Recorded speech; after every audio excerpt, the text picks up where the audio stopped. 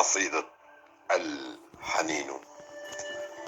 الحنين ندبة في الروح ترشدك الآلهة بالصمت القاتل، أو وجع صفى من الشوائب الخالية من الوباء المميت.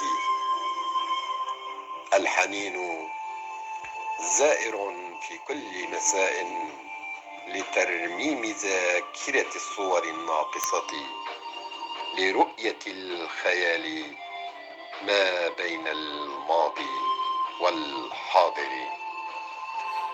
الحنين وجع لا يشبه شيئا آخر، هو ترياق قادم مع الهواء النقي الصحي واسترجاع جميع الفصول ما قبل الموت، لترويض إدمان الخيال من الجراحات الزائدة.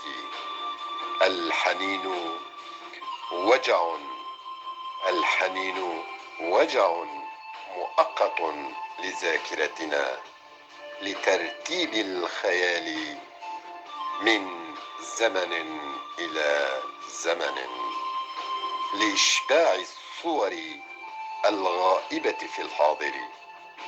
الحنين بصمة وطن على الجسد، لترتيب عناوين بيوتنا المقدسة.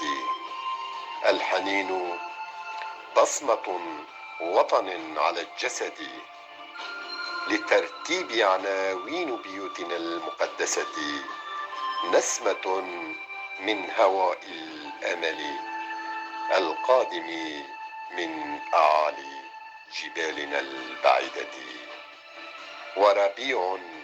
وربيع مفقود من سادية الحاضر، وربيع مفقود من سادية الحاضر.